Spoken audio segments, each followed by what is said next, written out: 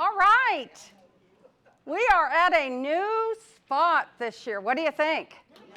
It's nice, isn't it?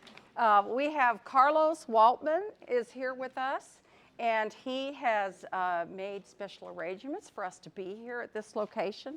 So he'll come up in just a moment, but we were really excited to have you come, and as you notice, what I think is really cool is that you can see it here, here, here, here, whatever direction. You have a good visual. Oh, okay. There's a button on the side to turn on it right there. Can you hear me now? Can you hear me now? Okay, good, good. Maybe it just had to warm up for a minute. Welcome to our Arlington location for this year. This is our first time here. We're super excited to have you here with us for our seminar today, The Aging Brain, Normal versus Not Normal. Now, I don't want all of us walking out of here feeling like we're not normal today. But this is great information, and I think very timely for all of us. For those of you that are new to our seminar, we have several members of our team. I'm Ingrid Sullivan. I am a right-sizing expert with Senior Downsizing Experts, which is where the Smart Senior series evolved from. We have John Sullivan in the back. John, wave your hand. John Sullivan is my partner in life and my partner in business. He's also a right-sizing expert. John and I are real estate agents, and we actually got involved in doing the Smart Senior series and working with our Senior Downsizing Experts, working with our clients, starting with our own parents. And from that, other things that we're doing and present to you evolve from there. We have Paige First, who is new to our team. She's in the back with her hand up. You'll see Paige doing some seminars in the future. Paige is new to our team, also a real estate agent and a right-sizing expert. And then our great Debbie Ford, who's been up here working the computer, gets everything ready for you online, all the handouts that you have, that's Debbie's work. Some other things just to keep in mind, this is kind of how we work. We work as real estate agents, but from that, a lot of our clients need other help in other ways. They need help with, hey, I need a painter, can you help me with that? I had somebody call me the other day that said, I'm getting my carpets cleaned, but I can't move my furniture anymore, it's just too much for me. Do you have somebody that you can send to me that will do that? Now, these people are not our employees, but they are partners that we have vetted when it comes to contractors. So that's part of our team. We have estate liquidation individuals, different types that work with us. We have movers and packers, so if you're thinking about a move and you need somebody to help you with that, we've got a great group for that. We have relationships, excuse me, with a lot of different senior living communities, and typically we find that around this time of year, that's when we get calls that say, you know, I'm thinking about doing something different. I have 4 people right now that I'm working with that said, I don't know what I want to do yet, but tell me what's available. So we make it our business to know what's going on out there with the different housing types that all of us are interested in. And then last but not least, our legal and our financial. That's really important. A lot of people that are retired or reaching that goal have this question: do I have enough money? Am I going to outlive my money? And so it's nice to have people there that you can have conversations with. So like we had mentioned before, we have several people here in the back that are education partners of ours. Be sure to reach out to them if you have a question. That's what they're here for. And I think that's it. And Jamie, come on up. Oh, thank you. All right, thank you. Y'all have done this before, haven't you? You're organized, tell you to open up your snacks now. Everybody's ready. I love it. So I'm Jamie. I'm going to be with y'all for the next hour, 45 minutes or so, talking about what's normal aging and not normal aging when it comes to our brain health. Now, I'm going to start off by saying that there's nothing normal about anybody in this room. There is no quote unquote normal.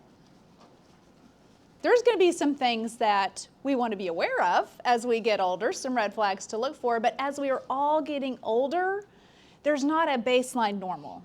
We haven't met normal in our lives ever, right? Does anybody say, yeah, I'm normal? No, we're not. We are normally aging for each one of us as we go, but each person's normal looks different, okay? So raise your hand. Does anybody here have a hard time remembering people's names? Several hands, but not everybody. Has anybody ever set down their keys and forgot where they set them down? Have you ever walked into a room and been like, well, why the hell did I walk into this room? And then you start talking to yourself. I even got people in the back, like, why am I in here? Son of a gun. Yeah. And those are all normal things, but it looks different for each person, okay? So I am Jamie. The James L. West Center, I will tell you briefly, it is a community here, well, in Fort Worth, that we serve persons impacted by dementia. So we are experts in dementia care. We have a long-term care community. We take Medicare. We have a day program. We have our short-term rehab. We have education, which is what I'm here for. Eventually, we will have some home care services as well. So we're out there to serve persons impacted by dementia. Now, when I say impacted by dementia, I mean the person that has the diagnosis, yes, but their family members, their friends, their neighbors, their people that live down the street from them, the people they go to church with, the people they encounter at the pharmacy, everybody that's impacted, and we're all going to be impacted by dementia in some way in our lifetime, okay? Whether we have a diagnosis, we love somebody that has a diagnosis, we know somebody, we care for them, we're all going to be impacted, or maybe we have been a caregiver in the past for somebody. So we're here to provide services for everybody to be impacted. And one of the ways we do that is through our education. We provide free education. So we're very happy to be part of this series to provide free education. So I'm going to talk today about a lot of things. You do have a copy of the slides we're going to go over in your packet. So you can take notes as you want. If you have a question, please write them down. I promise I'll get to them. But I want you to have this, and these slides are pretty detailed. I'm going to go through some slides fairly quickly. Other ones I'll have spend more time on. But this way you can have the information, take your notes. And then I ask what you learned today, you go and share with somebody that you know. Because I bet I'm going to tell you something you didn't already know. Or I might even think, or you might even learn something new, or oh, I thought it was this way, but in fact, it's another way. So I want you to go out and help us be educators of what is normal aging and what not normal aging. Is that fair? So not only are y'all going to learn today, I'm going to make y'all go teach too. Okay? That's just a little bit about the West Center. But we do have right now, and these statistics up on the screen, 2014, but it's still pretty accurate. About 68% of the people around the world, because this is a worldwide concern, a worldwide issue, are concerned about getting dementia in later life. Anybody can identify with that? Yeah. But that bullet point number 2, this is the one thing, if you don't hear anything else today, this is the one thing I want you to know, what I want you to walk away with and continue to tell other people. But Alzheimer's disease and related dementias are not a normal part of aging. Is that new information for anybody?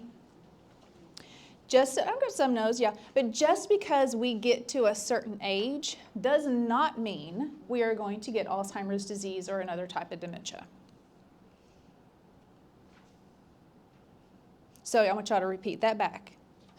Alzheimer's disease and related dementias are not a normal part of aging. Normal part of aging, yes, I believe that. And this is still a pretty big misunderstanding out in our community, or out in the world, okay?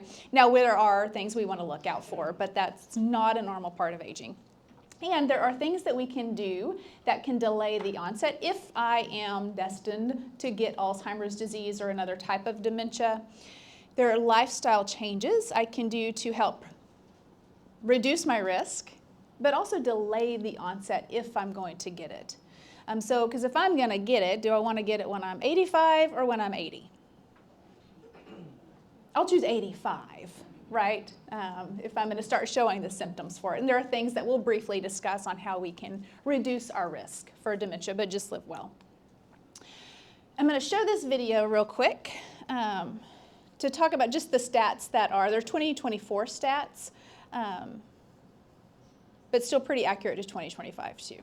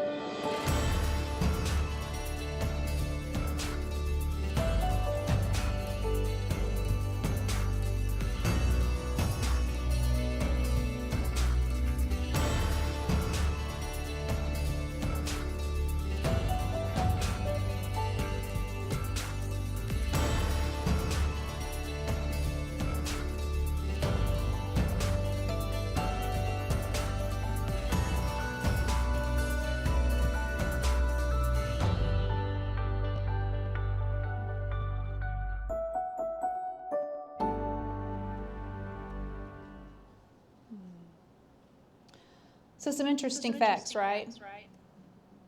Did I fix it? There we go. Were any of those facts surprising to anybody? Yeah. And we are here.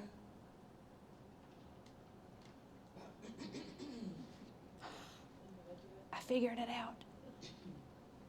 Here, I got it. Didn't I? Oh, you got it. Okay. Sorry, just give me a minute. Thank you. So there are these facts. And there is, like I said, it's not a normal part of aging, but our numbers are projecting, they're getting larger. Okay, so there's 7 million Americans right now, but by 2050, that's projected to be 13 million Americans. Okay, so we are going to need to educate ourselves about what the disease is, what it isn't, how we can provide the best care while they are doing research on how to stop it, how to cure it, how to prevent it. And like I said, it's not just the one person that's diagnosed with the disease, it's everybody that's impacted by them as well. So their family caregivers, those that they love, healthcare professionals that are providing care, but all of us in the community too, that it might be helping them downsize or helping them with their wills, or we're in their home providing care for them. We need to learn how to do that in the best way. And that's one of the reasons why James L. West is here in our community. But the difference, so I keep saying Alzheimer's disease and related dementias, right? And those terms, Alzheimer's, dementia, are used interchangeably quite a bit, but there is a difference. Does anybody know what the difference is? That's willing to say? Amyloid buildup is part of Alzheimer's disease, yes. But dementia is the umbrella term. So Alzheimer's disease is a type of dementia. And dementia is that umbrella term like you can see on the screen. So it's an umbrella term that describes a group of symptoms that somebody has that's severe enough to interfere with their cognitive abilities, their social abilities, and behavioral abilities, that's really going to interfere with their day-to-day functioning. So there's a variety of symptoms that we'll look at that really hinders somebody's functioning abilities. So thinking abilities, ability to carry out a task, ability to get here to a Smart Senior Series, show up on time, find their way, navigate, process all the stuff we're talking about, find their way to the car, and then much less find their way home. I mean, those are all how we function throughout the day, right?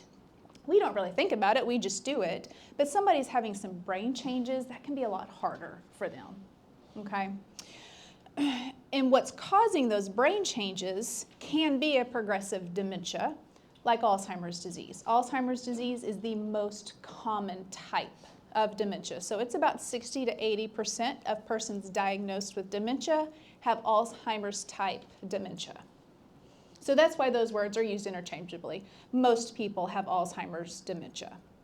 But there's vascular dementia, there's frontotemporal dementia, there's Lewy body dementia, there's Parkinson's dementia, there's over 100 different types of dementia that fall under this progressive dementia list. The ones that are up here are the most common that we see. Well, there's alcohol-related dementia that's not up there, but we have these, but these are the ones we mostly see in people. And these diagnoses are what's causing the brain changes in somebody that allows them to, or gives them the diagnosis of dementia. Okay? But I want to know that there are also, just because somebody has symptoms of dementia, which we'll go over in just a second, doesn't mean those symptoms are caused by a progressive dementia. And let me back up. When I say progressive dementia, I mean that it's progressive. So it will progressively get worse over time, and somebody will pass away from the symptoms related to dementia if they don't pass away from something else. So progressive dementia is a terminal diagnosis. But there's not everything. And when we think about dementia, y'all tell me, you think about dementia, what symptoms come to mind? Memory, you forget, can't remember. Anything else? Confusion. Mm-hmm. Yeah. Yeah, dementia is largely memory problems. Can't remember something and I forget. But those are all the same, saying the same thing, right? Yeah, there is some memory challenges that come with dementia, but there's also confusion. There's errors in judgment. There's an inability to do a familiar task. Find my way in a familiar or even unfamiliar place. Anything that's related to the brain, there where we start to see changes in somebody. Okay? But I want to, before we get to what those symptoms are and what's happening in dementia, let's look at this, because somebody might have, because I talked about early, we put our keys down and forgot where we put them, or we forgot where I walked into the room, or I can't remember that person's name, even though they've told me about 10 different times. Does anybody ever get kind of really worried about those changes? Yeah, we do. Mm-hmm. But we got to really figure out, well, what's actually causing those symptoms? Because there's a lot of other things that can cause memory loss and confusion, brain fog, you name it. That is not necessarily a progressive dementia. And here's a short list up on the screen here. Okay, so anybody has an infection or an immune disorder that maybe they're not managing or that's come on suddenly that can cause memory issues, confusion issues, maybe even personality changes, errors in judgment. I'm not able to do the activity that I've always been able to do. Heart conditions, if my heart's not working well, it's not going to get, it's not going to pump the oxygen and the nutrients up to my brain that it needs. And our brain really is a greedy organ. Our brain takes up 25% of all the oxygen that we take in, takes up 70% of the glucose. All the nutrients that we take in for the day, 25% of it goes to our brain. So our brain's greedy. And it needs all of that fuel, and it needs the oxygen for it to function optimally. Which part? Oh, the percentages. So 25% of our oxygen and our nutrients. So we need to make sure we're putting in our bodies the nutrients our body needs. We need to make sure that we're breathing fresh oxygen and 70% of the glucose. So it needs that good sugar for it to function, right? To have the energy that it needs. But we also have to make sure that our heart's working well enough so it can pump all of that nutrients and oxygen up to the brain. So our heart, we have to make sure that if we're managing any heart conditions or that we might need to be tested for a heart condition to make sure our brain's getting those nutrients. If we have a nutritional deficit, any metabolic problems, we're overeating, we're underweight, anything like that can cause memory challenges, confusion, inability to carry out day-to-day activities that we've always done. Medication interactions, this is kind of a bigger one. You don't raise your hand, but think about how many medications are you taking that your doctor has prescribed or doctors have prescribed, and those doctors don't talk to each other. So you got all these medications my doctor's prescribed, and then, don't raise your hand, how many of you are also self-prescribing over-the-counter medications? I got to take that Bayer low-dose aspirin every day because I heard that was good for my blood flow. And then I heard this St. John Wort's over here helps with mood. And then I saw that really interesting commercial about, what is it, the Nutriva? Prevagen, one of those, yeah. One of those up there. I think I need to add that onto my whole regimen of pills that I'm taking. And all of those medications, if they're not taken properly or whatever, they can cause interactions within our system that can cause, guess what? Memory loss, confusion, personality changes, we're not sleeping well, I have brain fog, I have apathy now. But once we get all of those, or for abusing drugs or alcohol, where we have depression or anxiety that's not managed, unmanaged stress, if we have these in our life, these can cause memory loss and confusion and other brain challenges. But if we get those, let's say I do have a medication interaction, but I get that fleshed out. I talk to the doctors, I talk to my pharmacist, and we say, you need to stay on all these medications. Stop taking your St. John wort, but take these medications, but you need to take them at a certain hour. We might need to change the dosage. So I get all that fleshed out. Then those symptoms of that memory loss, confusion, all that stuff will clear up. Because what was causing my confusion, memory challenges, other brain issues was a medication interaction. Or maybe it was untreated depression. Or maybe I had an infection that I was unaware of that was causing these symptoms. But I figured out what the root cause of my symptoms was, or I got it fixed, and those symptoms will clear up. Okay? But if what's causing my memory loss, confusion, other brain changes is a vascular dementia or an Alzheimer's disease, we can't clear that up because it's a progressive dementia, but there are things we can do for treatment plans, care management that can help us live well with the disease. Mm-hmm.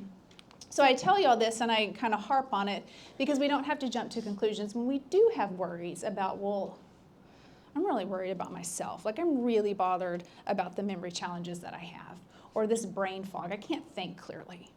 And I know we've all had those in our lives. Right? And I need to say, I don't have to jump to conclusions. It's like, oh my gosh, it's the A word. I might have unmanaged stress. I might have a lot of stuff going on in my life. I might be living through grief as well. That needs to be added to that slide. Okay? But we also have to make sure we talk to the doctor about it. If we really have concerns for ourselves or for a loved one, we really have to be honest with the doctor and say, I'm having these concerns. And here's all the symptoms that I'm having. Here's all the medications I'm taking. And what we hope that you hear is a doctor that actually hears you and says, okay, either I'm going to do a battery of tests with you or I'm going to refer you off to somebody that can do a battery of tests. If you go to your doctor with concerns for yourself or a loved one and they automatically put you on a medication for Alzheimer's disease, you need to find a different doctor. Or they say, it's just a part of getting older, don't worry about it. You need to find a different doctor. Okay? Because we want to really figure out what's the root cause. And this is for any symptom that we have through our body, so we can get the right treatment. That's my soapbox for all of that. So dementia, I mentioned. This dementia really is, the best definition I've heard of it is somebody goes into brain failure. So if somebody has a progressive dementia, an Alzheimer's disease, vascular dementia, Lewy body dementia, they go into brain failure. And let's think about it. Our brain controls absolutely everything that we do. It's letting you hear the words that I'm saying right now. You're able to process it. You're able to take that, store it where it needs to go. I'm going to ask y'all to go out and share this news with other people. You're going to be able to find your car after this, find your way home, hopefully. It's digesting the snack you ate. It's regulating your body temperature. It's getting your heart to beat. Everything. It's your personality, your ability to banter back and forth with people, meet new people. It's all of that. And when somebody has a disease that's attacking their brain, those are all going to change. Okay, so those symptoms that we see in somebody with dementia, it's not we're going to see a wound. on somebody and see whether it can get better or not, but we're going to see symptoms of a person changing over time, and their abilities will change over time as it progresses and more of their brain gets attacked by the disease, essentially. So it lists up here functions of the brain. So memory issue is a lot of the times with Alzheimer's disease specifically, it does start with our short-term memory. So that's where we see the large symptoms, or the first symptom is that short-term memory loss. So they're asking you the same thing over and over again, or telling you the same story over and over again, because that part of the brain that houses that short-term memory is being attacked. And then it eventually gets into our language. So our ability to use words to express ourselves, descriptive words. It's for me to use words to express myself, but also comprehending words as well. So this can even look like I'm having a harder time following a conversation or following even a storyline on the television. It's just harder for me to do. And progressively, it'll get harder and harder. Judgment, the ability to pay attention and concentrate on a task for a long period of time. Personality and behaviors will change. The ability to care for themselves. And in the early stages, that can be from anywhere from, from starting to, I got to plan my meals out for the week. So I'm going to plan out, this is what I'm going to have for the week. I got to put my grocery list together. I got to get myself to the grocery store, buy those groceries, get home, put all those ingredients together for a meal. That's taking care of ourselves. But in the later stage of the disease, the actual physical act of even feeding ourselves is going to change, okay, for people with dementia. So these are all functions. And these, again, this is part of our brain, and our brain controls everything. And this is kind of repetitive, and I've already said this, but dementia is that umbrella term, okay? And there's all those different types of dementia underneath that same umbrella. Alzheimer's disease being the most common. But then you have vascular and Lewy body, which are kind of number 2. They tie for number 2, frontotemporal, and then we have Parkinson's dementia, and then all the other ones. The ones that we rarely ever talk about, they're so rare, or very few people have them. That's why they're, we really are experts in the most common type. But there's mixed dementia also. Mixed dementia is somebody that has a mixed picture of the dementias that are inside their brain. So they have more than one type of dementia in the same brain. And commonly, it's a vascular dementia paired with an Alzheimer's disease, or it can be Parkinson's dementia and Lewy body dementia. It's just somebody has 2 or more different types of dementia in the same brain. So they say it's just a mixed picture of what's happening. And we're seeing more and more of that being diagnosed as well. And this is important to get that proper diagnosis. And a proper diagnosis will come, our general practitioner generally can't do a proper diagnosis. If you've got a good doctor, they can do a good initial assessment for you and then hopefully refer you on. Or they might say, I don't think it's that, let's do some other tests for something else, right? Because to diagnose the dementia, progressive dementia, it really is primarily a ruling out process. So they're going to rule out medication interactions. They're going to rule out heart disease. They're going to rule out untreated depression. They're going to rule out everything through a battery of tests. They'll also do cognitive testing, psychosocial testing, all of that stuff before they give you a probable or possible diagnosis of dementia. And the accuracy is anywhere between 90 to 98% accuracy of a diagnosis. Mm-hmm. Y'all are so attentive. So that was a quick overview of Alzheimer's and dementia. Because we're here to talk about, well, that's great, and we need to know what Alzheimer's and dementia is and what it isn't. And I can talk for days about that subject. But we are here to talk about what's normal and not normal.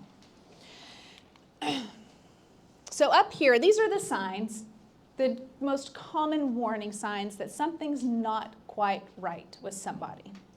And I'm going to walk through better examples than this, but a few I'm going to go over. So memory loss I mentioned. Memory loss, typically it is that short-term memory loss. Well, and I'll give you an example. So my mother had symptoms of dementia the last several years before she passed away. And her memory issues looked like she would repeat herself frequently, and it was very frustrating that she kept telling us the same story over and over and over again. But one thing I remember very well is that my brother's birthday was coming up. And she didn't want to miss his birthday.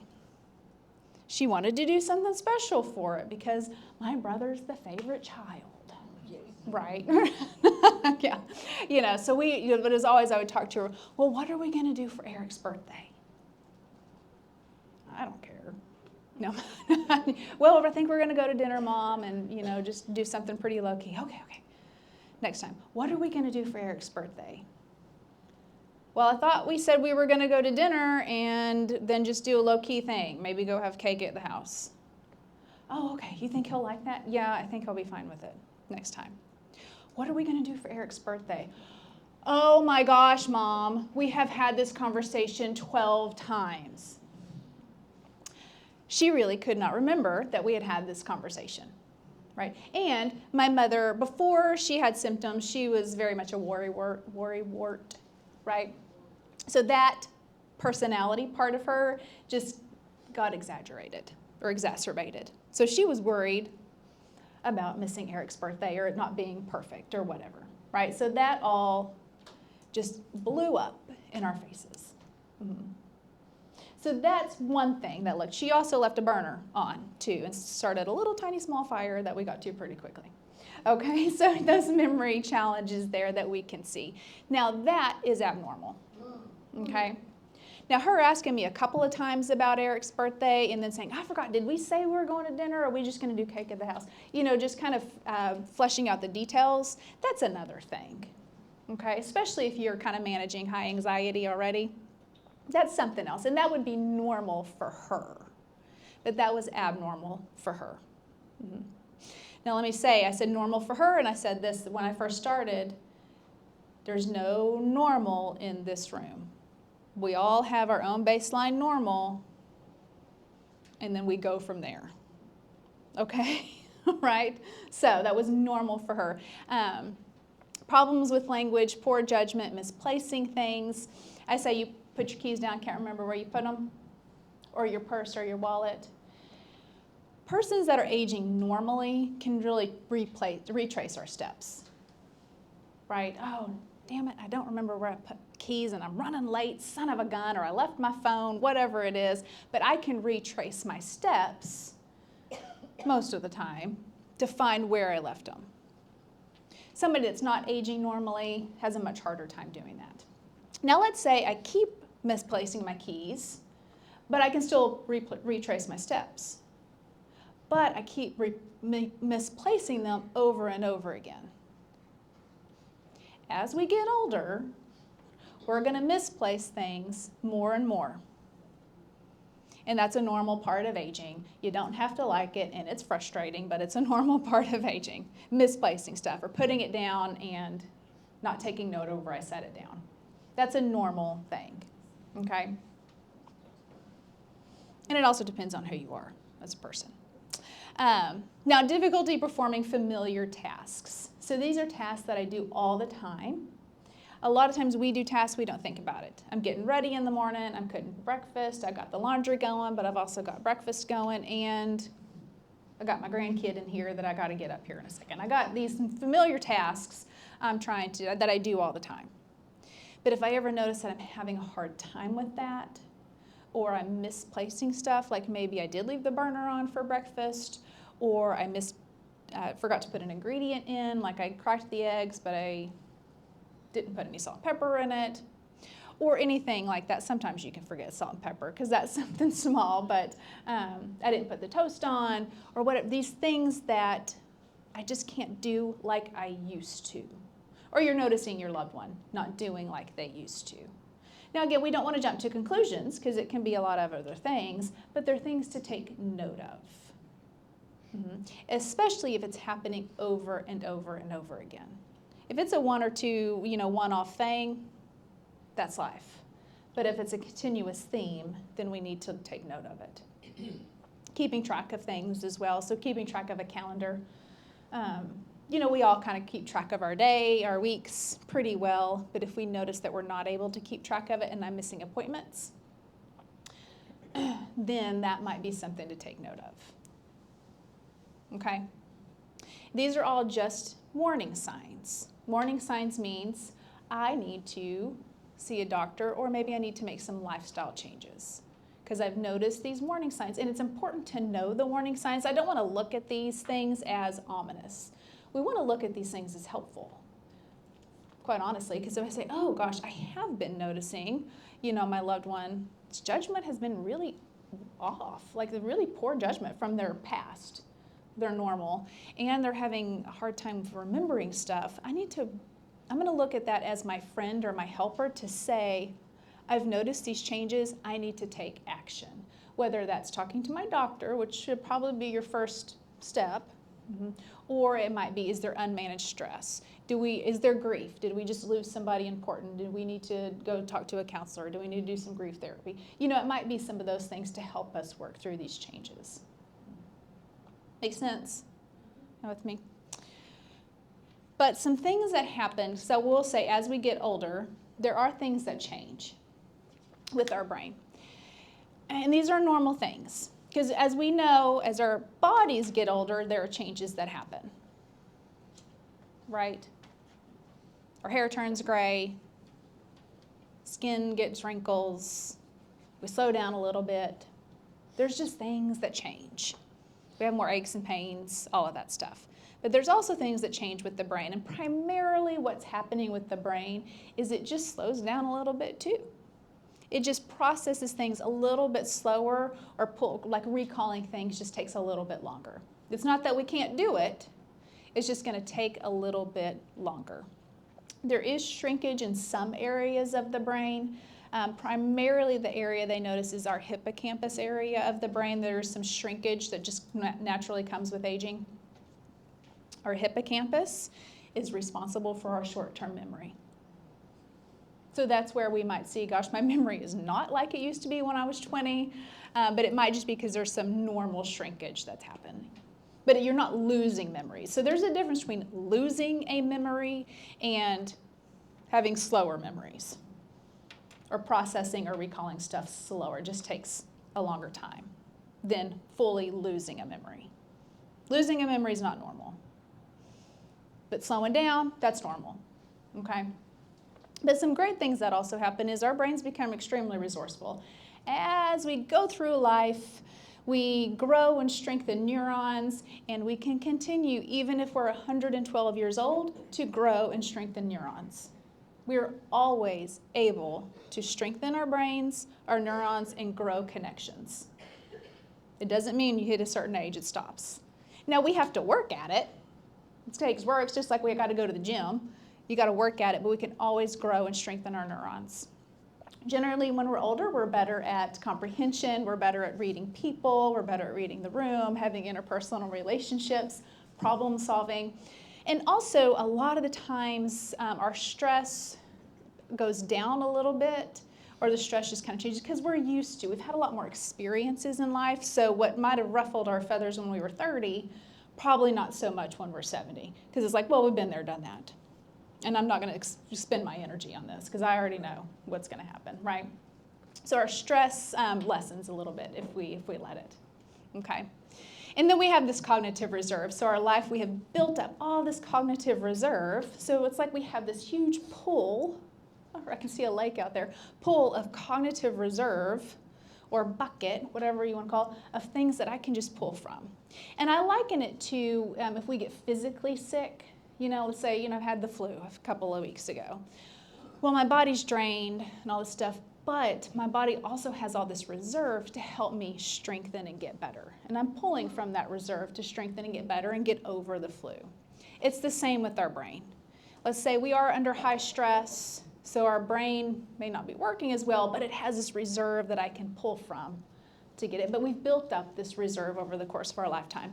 And we can continue to build this reserve over the course of our lifetime, even if we're 112 years old. Okay? And I'll talk a little bit about that. But so there's changes that happen, good and bad, as we get older.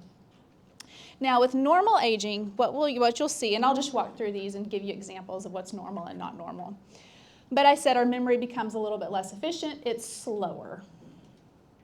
It just slows down. So it's going to take longer to find the name of the actor in the movie that I saw because I wanted to tell you about him, and I can't even remember the name of the damn movie either because I wanted you to see it, but it's not coming to me right now. Familiar with you? Yeah, familiar. But later on tonight, when you sit down and you get comfortable, the name of the actor in the movie comes to me. When I don't need it anymore, but it comes to me. Okay? So it's recalling that information. It's also like when you're on a computer and you're clicking a mouse and it freezes, or it's not going as fast as you want it to go, so you hit it again, and you hit it again, but you see that little thing. It just keeps going over, and you keep hitting it, and then it's just going to freeze up. Our brain kind of does that too. I'm trying too hard to remember the name of the movie or the actor, and it just kind of freezes up. But eventually it'll catch up and it'll come to me. All right, that's normal. And you might notice that it starts happening a lot more often because our brains are just a little bit slower, the memory is just a little bit less efficient. But they're there. Just don't come to me when I need them. Okay, and that's normal. You might complain of memory slips, brain fog, whatever it is, but you can provide a lot of detail regarding your incidents of forgetfulness. So I'll use my dad as a great example. My dad, so far, is aging normally. But my dad's normal is he doesn't remember people's names very well, so he always relied on my mom to remember that because she was good at it. So he never really had to learn. But he also will constantly leave his keys, his wallet, and his phone. That's just who my dad is. That is his normal. He's going to leave one of those or all three of them somewhere.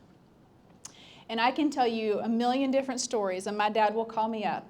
Jamie, you will never believe where I left my phone the other day. Dad, tell me. We were at this outdoor concert and I packed up those chairs, we did great, but I left my keys and, my phone and my wallet sitting there on the floor. I tell you what, I went back the next morning, they were there. And I was like, not only are you the luckiest man in the world, I'm not worried about, now it frustrates him and it scares him at times. Like why, how do I continue to leave my wallet and my phone for the love of God? Like that bothers him. But to me, it's normal. And he can retrace the steps and he can tell me considerable detail about each one of these instances. Okay? So that's normal for him. Now, if it ever came a point where he would not be able to tell me those details, but it's I've lost my keys or I've lost my phone and my wallet and either I don't know what to do about it, I don't remember where, or somebody probably stole them, or Maureen, his new wife, she did something with them. It's her fault. Somebody else is going to get blamed. Then that would be a red flag for me because that's different from my dad. Make sense? Mm-hmm. So if it's uncharacteristic or different, then that's a warning sign that I just need to be watching out for. Do I need to take further steps for it? Does it happen again or is it a one-off thing? What's happening? Mm-hmm. Get lost in familiar places. Or does not get lost in familiar places, sorry. If you are not aging normally, getting lost in familiar places is a warning sign, okay? So you've gone to the same grocery store for the past 50 years and you're in this grocery store and you get really disoriented and turned around and you can't find your way out or you can't find your way to the car, you don't remember where you parked. That's a warning sign. That's not necessarily a normal aging. Normal aging is you might have a momentary lapse of, okay, wait, where am I at again? And I did this the other day. Where did I park? People are like pointing at each other back there. And then you have to kind of stop and think, okay. Or even in this building, kind of the doors all look the same. Am I going out the right door? It's the wayfinding is there. So you kind of have to stop and think, but eventually you can find your way, or at least you know enough to be like, I don't remember where I parked. Or I went out the wrong door and now I'm completely lost. Mm-hmm. If they're not aging normally, yeah, they get lost in familiar places, but unfamiliar places, forget about it. An example I have for this is my mother, who had signs of dementia before she passed away. We were in Red Robin one day for dinner, me, her, and my dad. And y'all have been to Red Robin. It is chaotic. There's a lot going on. And we were at like Friday night, so it was busy too. But she got up, and so my mother's favorite thing to do, this was also a warning sign, is she could never order for herself. She couldn't make a decision, especially when you're reading a novel for a menu. Like, who can make a decision on those things?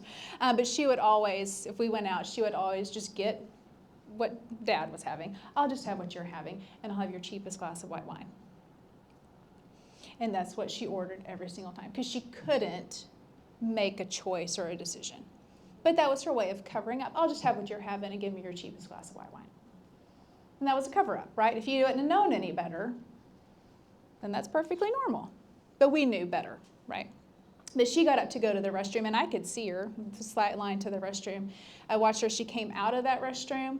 A wave of fear came over her, and I knew in that moment she had no idea how to find our table or where we were at. So I got up, hey, Mom, hey, but that's not normal aging. Something's not right. Whereas we might come out of the bathroom and be like, oh, crap. Everything looks the same to me. This is chaotic, but we would eventually find our way. Okay. Okay, so able to operate common devices, even if you're unwilling to learn. So anybody here got the newest iPhone 16 or Google phone, whatever, right? Yeah. No, because I've never needed that phone, never needed it before. I don't need it now.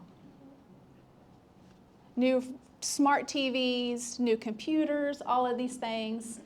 It's not that we can't learn it, we just choose not to. Right? You can learn it, you just choose not to. And that's the difference between somebody not being able to learn it. And my example for this one is one of my grandfathers had dementia. He had a lot of things going on, but he did have some mild dementia. And I was tasked one weekend when I was visiting them in San Antonio to help him check his voicemail on his phone. And he had a flip phone, which I had to remember how to use the flip phone, but I was like, okay, we can do this. So we got the flip phone, and it was really about 5 buttons you push to check his voicemail, but he wanted to check his voicemail. So we spent probably 30 to 45 minutes going over those 5 steps to check your voicemail. Okay, he got it. Great. Everybody was great, happy. Next morning, we wake up. He was not able to check his voicemail. He couldn't remember those steps. Even if he could in that moment that we spent the time, that information didn't stick with him. So that's the difference between that. He was willing to learn, but his ability to do that was different. So we can maintain our social skills, our interpersonal skills, and then memory of recent affairs. So this is another change with our memory, is we will maybe not remember details of events or details of things. Like today, you might go in, like tomorrow somebody asks you about the Smart Senior Series you were at. And you can say, yeah, I remember a few points that the speaker talked about, and so was there, and whatever. And I even picked up some information from our vendors back there, but I don't remember absolutely everything. I don't remember every conversation I have. You're not taking in absolutely everything that I say, so your details, you just don't have all the details, right? Somebody that's not aging well, or aging normally, I should say, can forget whole events. So somebody might ask somebody about, well, about that senior series you went to, how was that? Oh, I didn't make it to that. So they're forgetting whole events, or they don't know enough to be able to repeat their experience. And generally, people that are aging normally have more concern about their memory fog, memory slips, than other people around them. My dad's more concerned about his memory issues than I am, or really anybody else is for him. Now, people that are not aging normally, typically what you see is everybody else around them has a lot more concern than they do necessarily. Or they might have concern, but they're trying to cover it up. That's, not for everybody. It's not a blanket statement, but it's common. You might have a faint word in finding, or a decline in finding your words. What's the word? Or it takes me a little bit longer to find the words I'm looking for, but eventually you find them. Or you are able to find another word to help you express yourself appropriately. Somebody that's not aging normally can't find words, but they might say something that doesn't make any sense, and they're not aware that they're not making sense.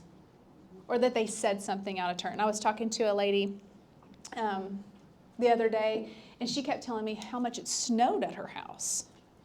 And it took me a minute to figure out what was going on. But I was like, it snowed at your, oh yeah, it just snowed and snowed and snowed. It was just absolutely crazy. Well, she meant rain, right? And I knew she had dementia too. But she was not aware of the mistake that she was making, right? Mm-hmm. So, forgetting where you put things, why you walk into the room, all this stuff's just going to happen more often. But that doesn't mean you have Alzheimer's disease or a related dementia. It just happens more often as we get older. You can accept it and have fun with it, or you can blame somebody else. It's your fault that I forgot. No. But we'll always be able to learn, like I said, learn new information, register new information. One of the things about how we can reduce our risk for dementia is lifelong learning.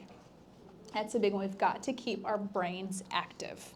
So just because we're retired or whatever it is, we have to keep our brains active. And we can learn new things. We can grow neurons. We can strengthen those connections in our brain till the day that we pass away. But we have to work at it. And generally the things that we need to do to work at it are things that are hard for us. So I'll talk about puzzles. Everybody asks me about puzzles. Yes, crossword puzzles are great. Word search puzzles, Sudoku puzzles, you name it, they're great. But you need to do the puzzles that you don't like doing because they're the ones that are challenging you the most. I can do word searches all day. You sit me down in front of one of those Sudokus and I'm just kind of at a loss. But they're the ones that are challenging me because it's challenging my brain. It's working out different areas that I need to work out in my brain.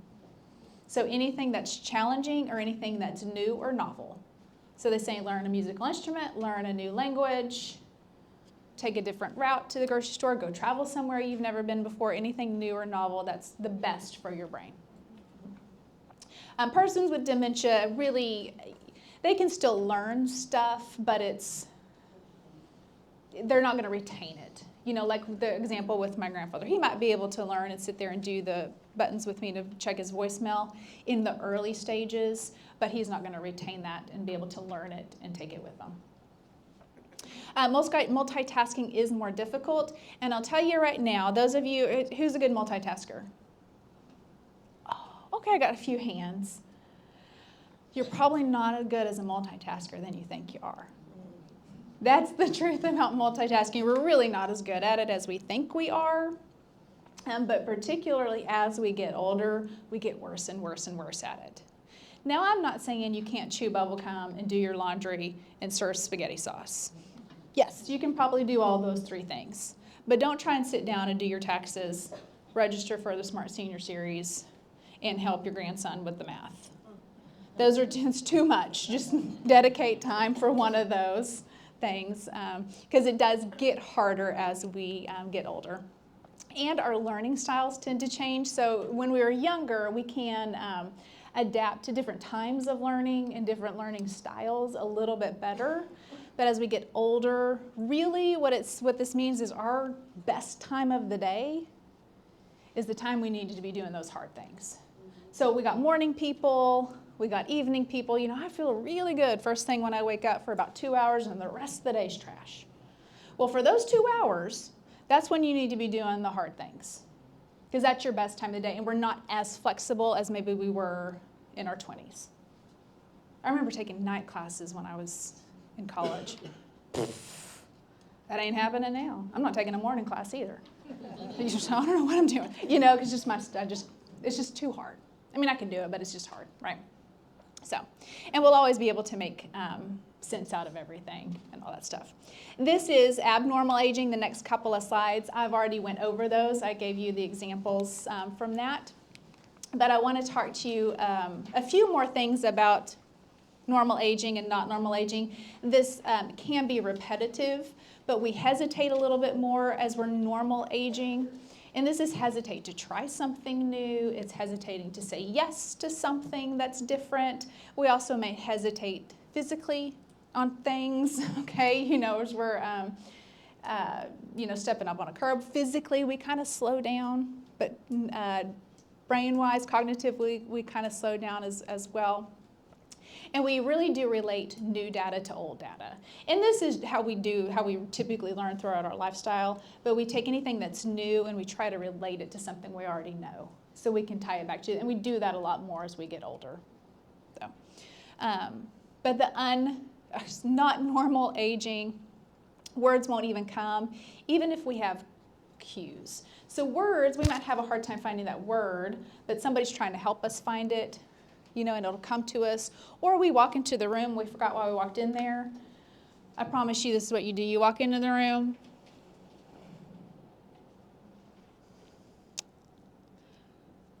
Why did I walk into this room? You look around first, then you say it out loud, and then you start looking at stuff. Did I come in here to make coffee? Was it this? Da, da? So I'm trying to clue myself into why I walked into it, right? Persons with dementia are really unable to do that. So subtle differences there, but that's the difference. And I will point out about personality and behavioral changes. Has anybody, as we gotten older, has your personality changed some?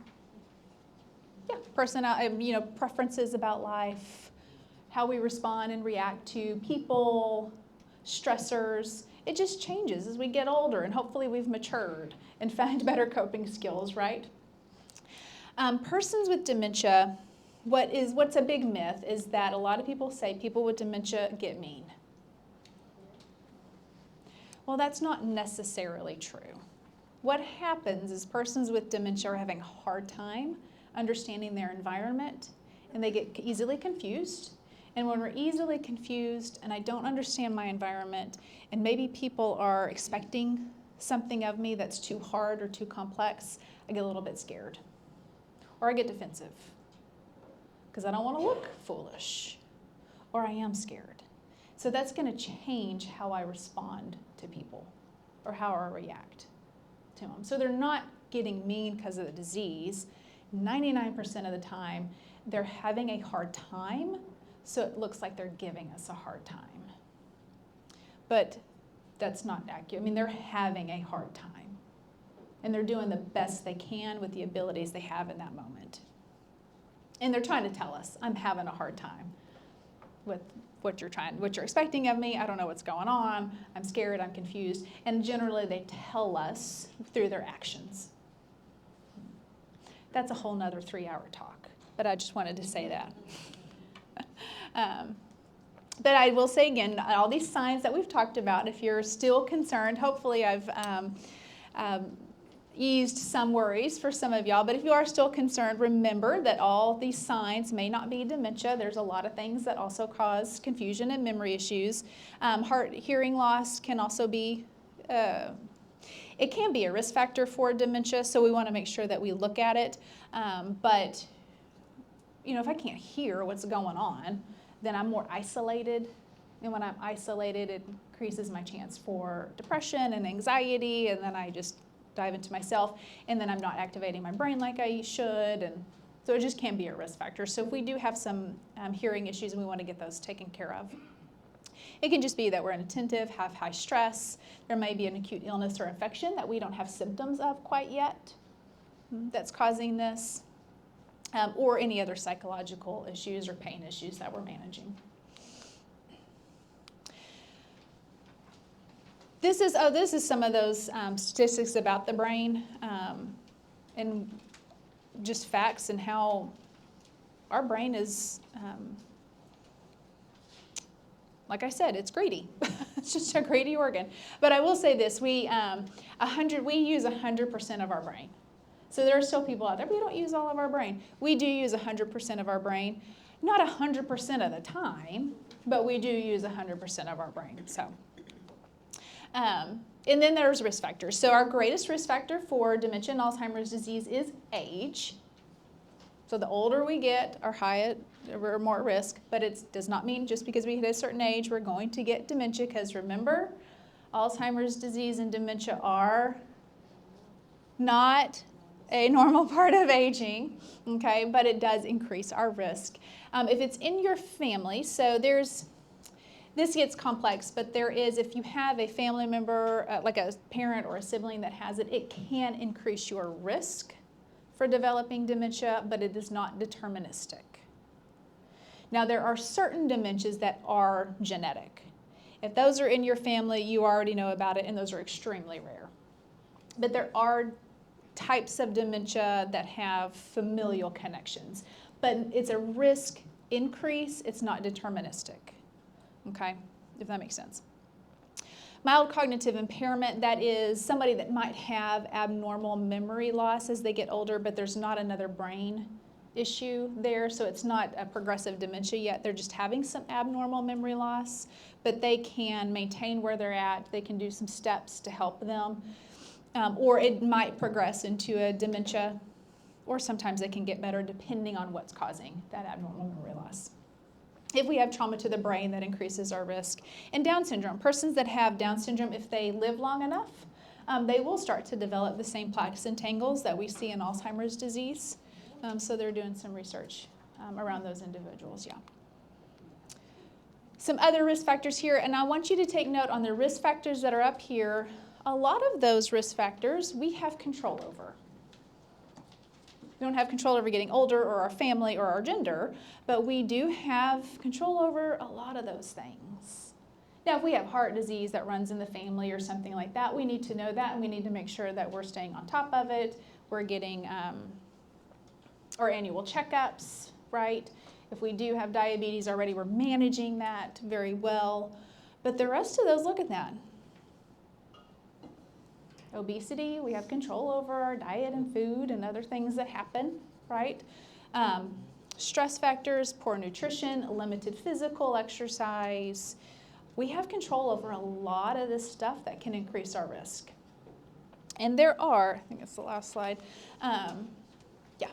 these are the ways they're proven that we can decrease our risk for dementia. Proven ways, and I can't say prevent because we don't know what causes dementia, so I can't say we can prevent it. But if we adhere to these influences of brain health, we can dramatically reduce our risk for either developing or delaying the onset quite a bit. Manage other risk factors that we know of. So if you're smoking or drinking, you have high stress, just stop smoking and drinking, right? Using illicit drugs, all of those things. Just stop now. It's bad for everything. We know those things. I'll tell you right now, if it's good for your heart, it's good for your brain. If it's not good for your heart, it's not good for your brain. That's a good rule of thumb, and if that's all you take away, then that's what you need to know. Good for your heart, good for your brain. Bad for your heart, it's bad for your brain. But we do know that exercise is your brain's best friend. Okay, it helps pump all that oxygen and nutrients that it needs. There's some brain-derived neurotropic factors that come with exercise. There's a whole science to it. Helps manage our stress. It helps us sleep well. But it is your brain's best friend, cardiovascular and strength training. So you might need to talk to a doctor about a good exercise program. And really, exercise, you're going to exercise when it's something you enjoy to do. A lot of us don't like to go out and run, so I don't suggest you go start to train for a marathon because you're not going to stick with it. Go do something that you enjoy. Go dance, go garden, go do yoga classes, go pickleball, whatever it is. Go do something that you enjoy. And if it's something new to learn, you're also exercising your brain, right? Mm-hmm. And you're staying social. If you're like in a class or something, staying socially active is a proven way to reduce your risk for dementia. I'm probably talking to the crowd here because y'all are a pretty social group, it seems like, but continue to stay social. That lifelong learning I talked about, diet, exercise, diet, and diet really comes down to largely a plant-based diet, and the foods that come with that have been shown for best brain health. There is the Mediterranean diet and the MIND diet, the MIND diet, that have a lot of studies behind it, depending on how strictly you adhere to it, of course, how much you can really cut your risk for dementia. And the MIND diet's pretty easy to follow. They both kind of are, but pretty easy to follow. And then managing your stress. So those are the ways that we know we can reduce our risk, and those are things that we can do every day. It's just making positive choices for ourselves and for our loved ones. Okay, before I give you time for questions, I will say this in regards to brain health. It's on the back of those one of those tables back there. But there is a free digital download or an ebook and digital book that talks about strong minds. So it goes in depth into those 6 areas of how to stay mentally active, your diet, your exercise, staying social, those things I just listed out. It goes into depth about each one of those areas, and you can download it. It's free. We have it in English and Spanish that you can just do a QR code, or I can send you the link or something like that. And also, I wanted to draw your attention. Everybody's invited. We're doing a spirituality and dementia symposium. It's a free half-day event on March 25th. But we'll have guest speakers, we'll have breakout sessions, but it's about spirituality and dementia. So it's open to the public, professionals, not professionals. It's just an interesting topic. But you will talk about grief and caregiving, how to use spiritual practices to help you through caregiving, to help you through the unknown and uncertainty, building your resilience, different things like that. But that is information if you're interested. Everybody's welcome to that. Breakfast and lunch are served and everything. CE credits are available. So. Where is it? It's going to be at First Presbyterian Church in Fort Worth. So it's right off 30. It's real easy to get to. Mm-hmm. Any questions? Yes. Okay, I have a neighbor that I kind of help take care of, and she definitely is showing a lot of these signs. She will be talking, and then she'll say, "Oh, I can't find the work," and then I'll, whatever we're talking about. Well, are you going to church? Are you going to lunch with your church friends? No. Are you going to the doctor? No. Whatever. Should I be telling her? Giving her options that I think she's going to say, or just let her? Sometimes she comes up with something, and sometimes she doesn't. I would ask her, honestly, just say, would you like me to help you find the word, or do you just need some time? Okay. And she'll be able to tell you. And she might say, I don't know. And then you can say, well, is it this or is it that? Yeah. Mm-hmm. Okay. In that way, you can help maybe find the right route. Okay. Yeah. You had a question? I am now using a calendar to keep track of things. Yeah. Because I never imagined that when I was retired, I would have to have a calendar. But is that a good thing or bad? I think it's a great thing. If it helps you, then use it. Yeah. Yeah, absolutely. And sometimes, that was funny, I've never imagined needing a calendar in retirement. But sometimes when we don't have like our routine or our structure, it's harder for us to keep track of things. So we got to put ourselves on a routine or have a structure or a memory, something to help me. And sometimes that's a calendar or Square. a big square to where I can write it down so I know. Yeah, yeah, I think it's great. Okay. Absolutely. Yeah. Yeah. You mentioned multitasking. Someone I was in the workforce, we had to do so many things. But what do you consider multitasking now is at the age that 4 more things at one time? What would you consider multitasking for a 75-year-old? Well, it depends on the person. So that's a tricky question. What I would say, repeat the question. She was asking what I would consider multitasking for a 75-plus person, what you said. So how many things would consider multitasking? 3, 4, 5? But it depends on the person. But what I would say, it depends on the task. Right, so if it's important tasks, I would say it's 1. If it's important, like my taxes are important, I don't want to mess that up. So I'm going to do my taxes. I'm not going to worry about other emails that are popping up.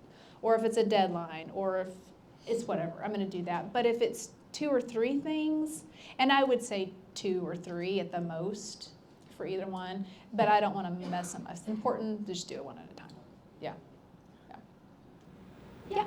Is there any exciting things going on in like research? Yes and no.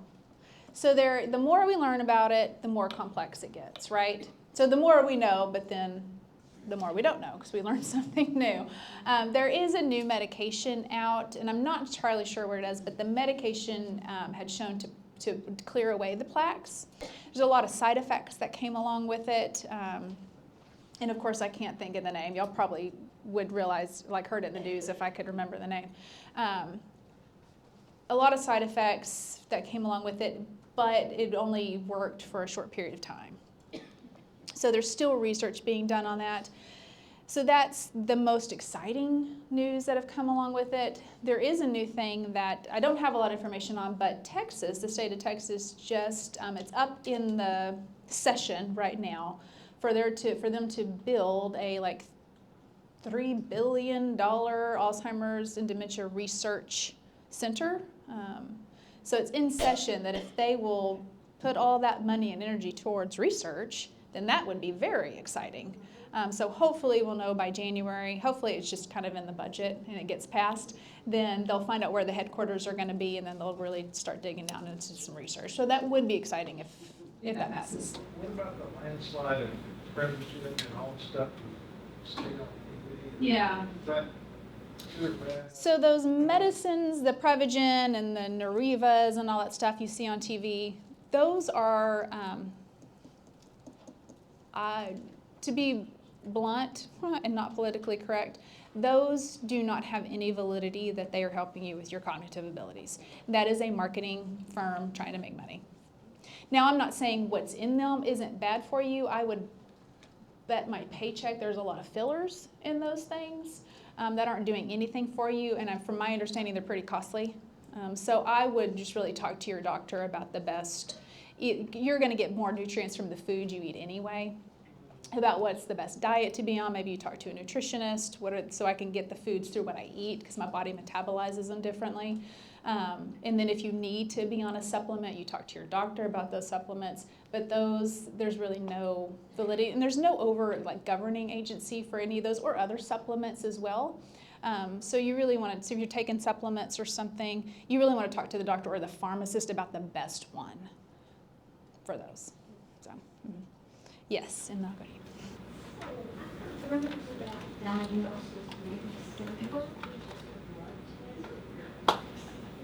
Is that happening? That's a good question. So diagnosis with the blood test at your PCP, I don't know if that's out yet, or if it is, I don't know that insurance has covered it.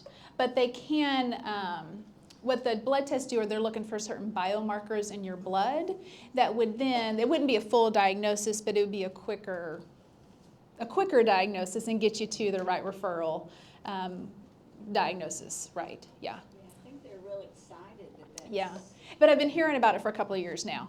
Yeah, so I'm not sure where that's at, but yeah. Good question. Yeah. It's not quite, it's what my mother had. We put her on, we had a big whiteboard, and we put her schedule out. So if you're dealing with it, she sort of knew, okay, it's 10 o'clock, I have to take my meds, and then the games were over. So that's what we did. Yeah. Sort of safe. Yeah, that's great. Having those visual cues out there, and it's simple and it's easy, so they can still continue to self-orient them throughout the day. Yeah. She felt like, okay, I'm still in control of certain things I can do. Right. Everything else, we can help. Absolutely. Yeah. So that was another thing. Yeah. I think this may have answered already, but considering the comment is it the same way it's happening? So with the supplements, she's asking about mushrooms, right? I don't know. I would just talk to the doctor and the pharmacist about it. I haven't heard much. I mean, I hear a lot about mushrooms and all that stuff. I would just be worried about what else is in there, as far as the other ingredients that are included, which I imagine are fillers, but that doesn't mean it's not good for you either. So I would say, this is my same answer for supplements. You really just talk to your doctor about what are your thoughts on me including this, and making sure none of this interacts with my other medications I'm taking. But try it, see if it works for you. If you see a difference, then great. If you don't, then try something else, right? Right? Yeah, I would just and I would say talk to your doctor about it, but also talk to your pharmacist about any really kind of medication or supplement, because the pharmacist knows a lot of information, and they can say, particularly with brands on supplements, I know that this brand is really more highly recommended or this manufacturer is more highly recommended and has less fillers than so-and-so. Yeah, I would ask the pharmacist too. And, you mentioned restoration of neurons. You mentioned lifelong learning. I didn't get the other ideas that you had with that. For reducing your risk? Yeah, so reducing your risk, lifelong learning. Diet, exercise, and exercise, cardio, and strength training, or balance training, stuff like that. Quality sleep. I went over that one pretty quickly, but it's not about. Yeah, you want quantity, but it's quality of sleep is what's important. Staying social, managing stress. Oh, sorry. Yeah. Mm-hmm. I was just gonna say real quick, if you're interested in exercise, but you feel like it's not in your budget, make sure that you check your Medicare plans, because a lot of them include fitness memberships at no charge. And a lot of them are at different senior centers and things like that have the classes for specifically for seniors. Some of them may even have pools that have water aerobics, things like that are more geared towards seniors. But definitely check your plan, because a lot of people don't even realize that that's something that they have. Awesome. Thank you for sharing that. And also, for people's income tax, ARP, they do a tax service for people.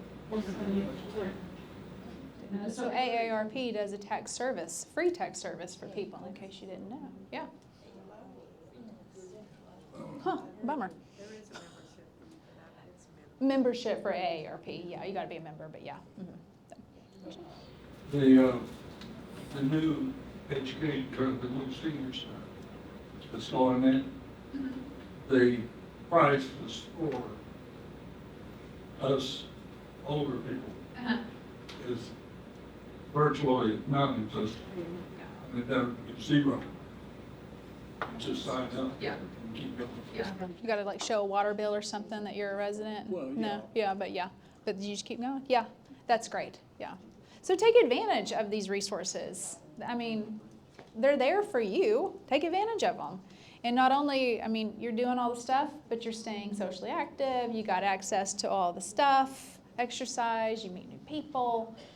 Probably a lot of cognitive learning that you can do in there too, classes you can take. So take advantage of it. I've heard that's a good example of Alzheimer's. Every day you meet new people. Every day you do meet new people. Sometimes it's every couple of minutes you meet new people, but yeah. So I encourage y'all, please go back and visit your vendors. I think there was one more question back there. Yeah.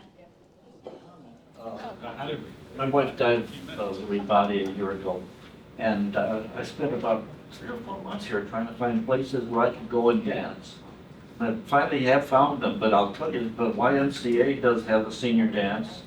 There's a widowed person's Tarrant County that have 3 in Arlington every week. And they have the one on Wednesdays, and then there's 3 more at the Columbus Hall Thursdays, last 3 Thursdays of the month. But it takes a little while to find them. You can't just look up dancing, because you get dancing studios and all that. You're not finding about these individual organizations. But it's taken me months. That's the only reason I wanted to mention it. That there are dancing places out there, and I've been dancing since size 3. I appreciate that. Thank you. I think it says Ray is his name. So if you want a dance partner, Ray's in the back. And he's got your thing. But I will say dancing is probably the best thing you can do physically, but mentally you're staying social. Dancing is great. So He's going, oh no, I know, don't it's say like, that. I'll say, yeah. great. You did line dancing this morning? Wonderful. Yeah. So, and my last thing I'll say is y'all please take what you learned today, any nuggets, anything, and just share it with everybody, because everybody needs to know this. And not everybody's courageous enough to come to a class about it, so.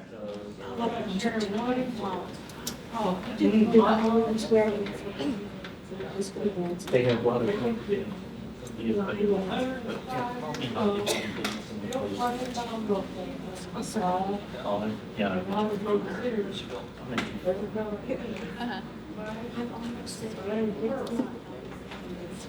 So I'm almost gonna get to here. See you. And she told me, I didn't want number one, God in your heart. Number two, you're in all your stress in your body. This world is getting more and more stress. It's killing everything. To watch TV. Yeah, right, don't watch TV. And your other one, if I, I just like. Yeah. If- Wow. Over centenarians. No stress. There you go. There you go. Thank y'all so much.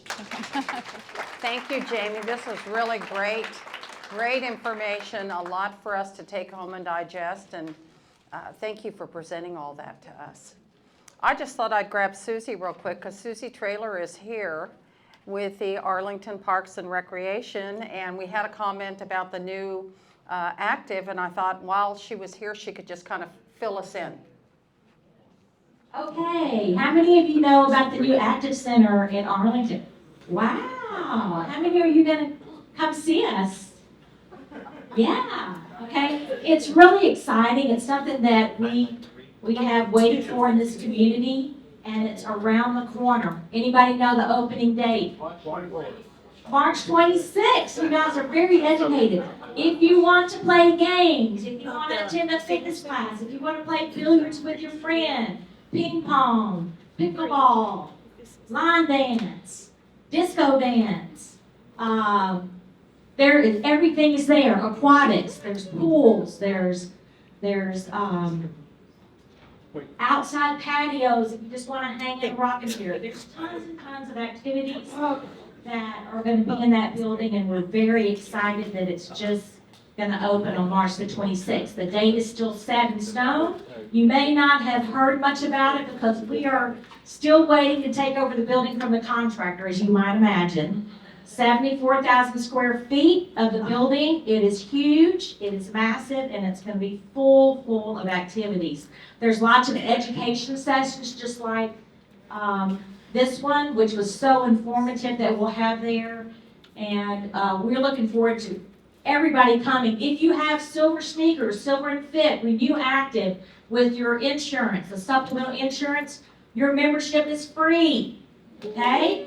If you're a super senior over 80, your membership is $26 a year. Okay? If you fall underneath that, there's tiers that we can explore. It is not over $26 a month. But most of you probably have the Silver Sneakers or Silver Fit, some kind of insurance benefit that covers your membership. I'll stick around for a minute if you're interested. If you want to get on my email list, I will send out the calendar probably within the next 2 weeks of exactly what will happen on the social side and just all that information. Thank you so much. That's great. Thank you. Thank you for coming. Okay, well, it's that time of day. Whoops, and I'm going backwards on your presentation. There we go. Thank you for bringing that for us. It's nice to have those kind of notes to take with us. So you all have a feedback sheet, and I know you've been busy filling it out. So if you want, you can just leave it at your place when you leave today, and we'll collect them. That way you're not worrying about where do I take this. But the next thing that we want to do today, I have one thing that I've asked Debbie to insert into our packet today. We've talked about this in the past, and I want to make sure that you're aware of it. In your handout. Okay, we are going to be starting on March 14th a downsizers group, downsizers club. So for those of you that are thinking, I don't know, that might be in my future, it's not today, but it might be in the future, we're actually going to do what I like to call a small group. We will be meeting at my office, is just 2 blocks up. It's right here in this big bank building. PNC is where it is. It's located. Anyway, we've got a beautiful classroom there, and we're going to start our first session on March 14th. I knew it was 14 while I was saying 15. There you go. Okay, so if that's something that you feel like, I don't know, I might be interested, please mark that on your feedback form, because I'll be following up with you next week just to give you an overall insight on what might that look like for me. So keep that in mind.